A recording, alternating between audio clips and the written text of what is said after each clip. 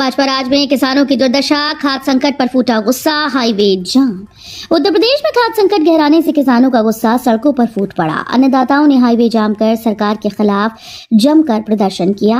किसानों का कहना है कि सरकार बार बार खाद की उपलब्धता के झूठे दावे कर रही है, जबकि हालात बिल्कुल उलट हैं। कई जगह किसानों को दर दर भटकना पड़ रहा है, यहाँ तक कि पुलिस की लाठियां भी झेलनी पड़ी हैं।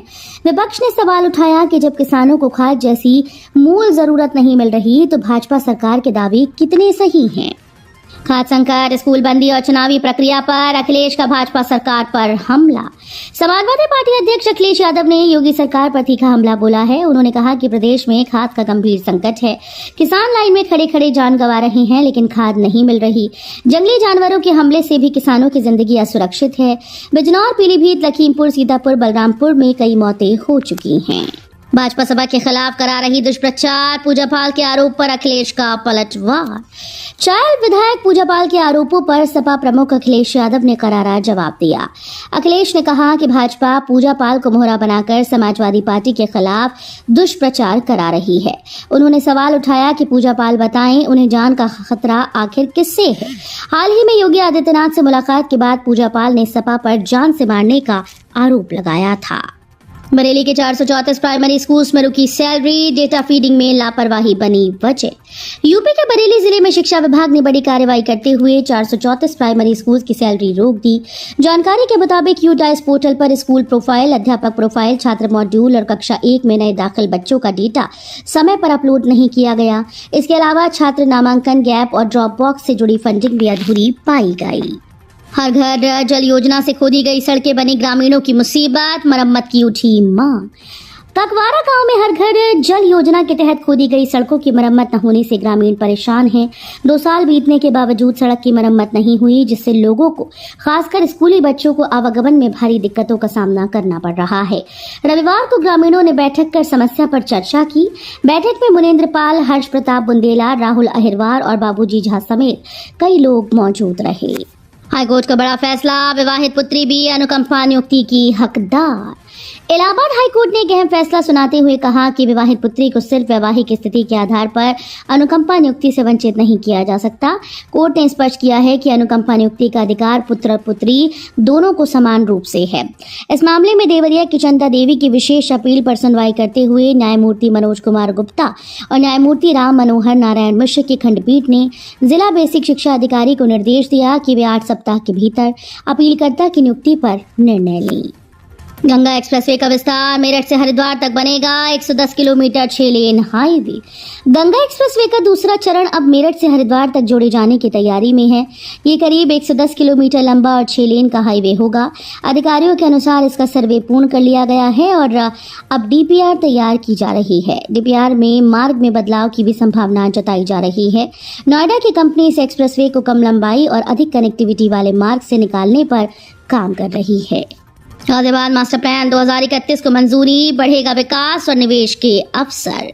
गाजियाबाद की तस्वीर अब बदलने जा रही है। शासन ने मास्टर प्लान 2031 को मंजूरी दी, जिससे जीडीए का क्षेत्रफल 27.56% तक बढ़ गया।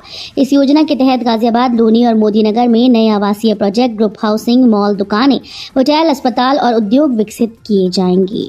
लखनऊ के 6 सड़कों का कायाकल्प, श्रद्धालुओं व यात्रियों को मिलेगा जाम से छुटकारा। लखनऊ में सफर और भी आसान होने जा रहा है। लोक निर्माण विभाग और धर्मार्थ कार्य योजना के तहत 6 प्रमुख सड़कों का चौड़ीकरण और सुदृढ़ीकरण किया गया।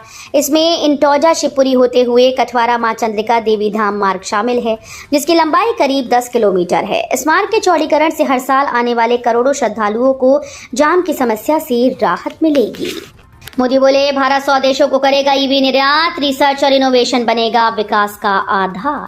प्रधानमंत्री नरेंद्र मोदी ने शनिवार को कहा कि भारत अब दुनिया को धीमी विकास दर से बाहर निकालने की क्षमता रखता है। उन्होंने कहा कि हम केवल ठहरे हुए पानी में कंकड़ फेंकने वाले नहीं हैं, बल्कि तेज बहती धारा की दिशा बदलने की ताकत रखते हैं। पीएम मोदी ने जोर देकर कहा कि भारत समय की धारा को भी दिशा देने में सक्षम है।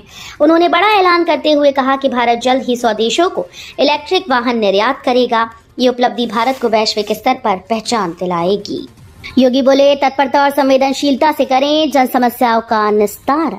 गोरखपुर पहुंचे मुख्यमंत्री योगी आदित्यनाथ ने रविवार सुबह गोरखनाथ मंदिर परिसर में जनता दर्शन किया।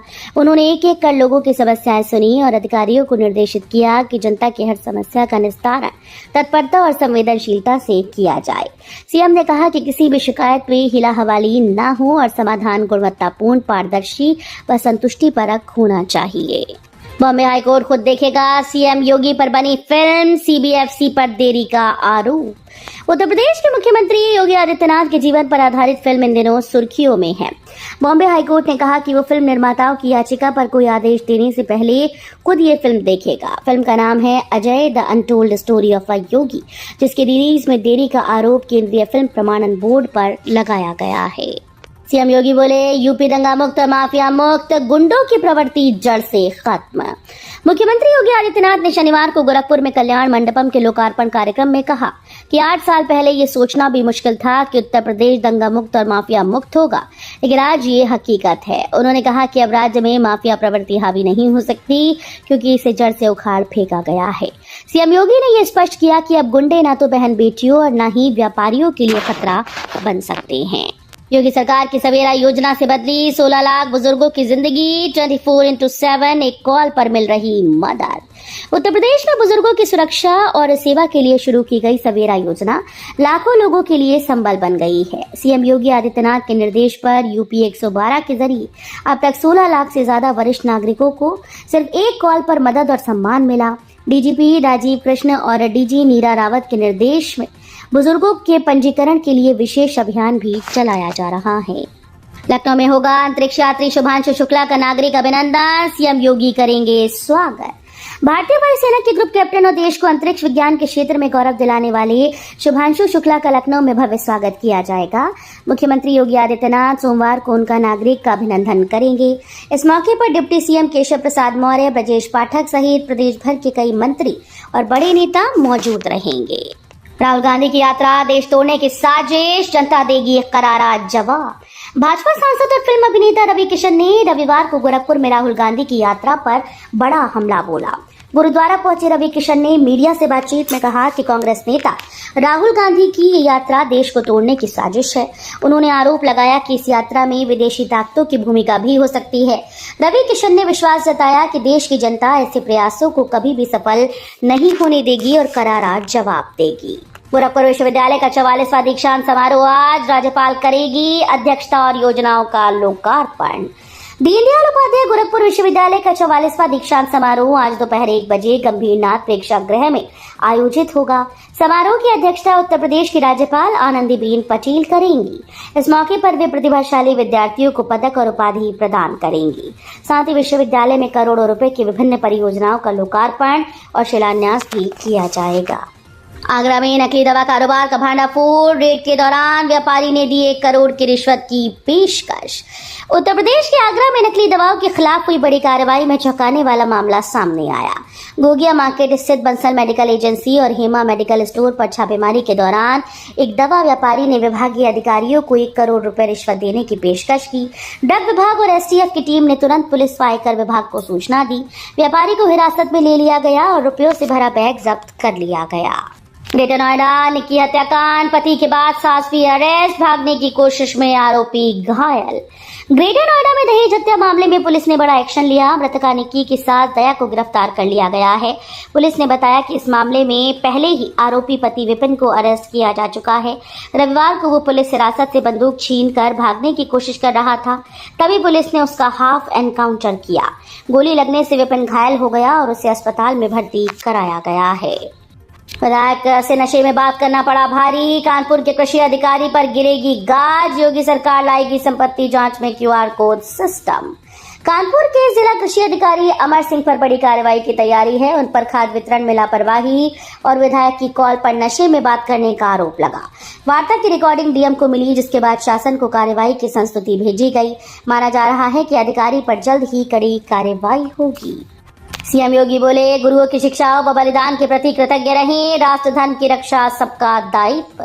गोरखपुर के पैडलीगंज स्थित गुरुद्वारा श्री गुरु सिंह सभा में रविवार को आयोजित कार्यक्रम में मुख्यमंत्री योगी आदित्यनाथ ने कहा कि गुरुओं की शिक्षाओं और बलिदान के प्रति कृतज्ञ रहना हम सबका कर्तव्य है।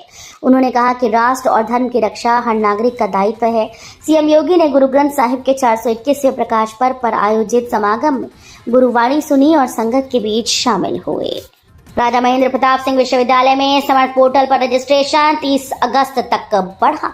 राजा महेंद्र प्रताप सिंह विश्वविद्यालय में पढ़ने वाले छात्रों के लिए राहत की खबर है।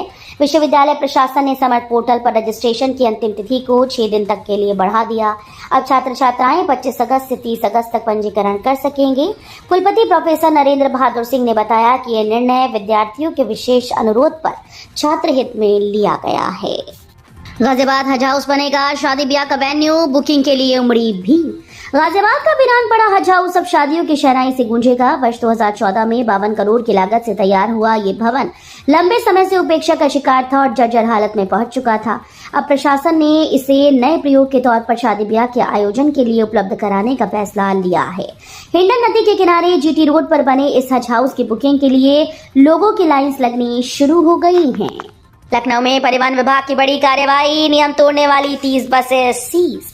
लखनऊ में परिवहन विभाग ने नियम तोड़ने वाली बसेस पर बड़ी कार्रवाई की। रविवार को चलाए गए अभियान में 30 बसेस और एक कार को सीज कर दिया गया, जबकि 3 बसेस का चालान किया गया।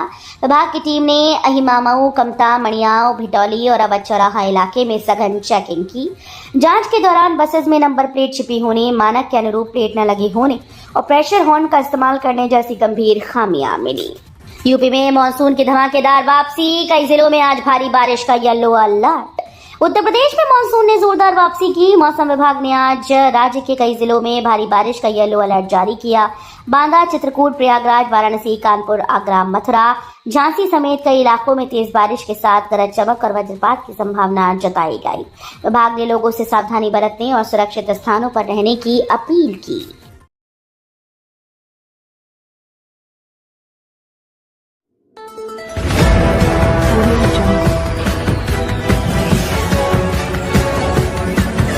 Audio Jungle.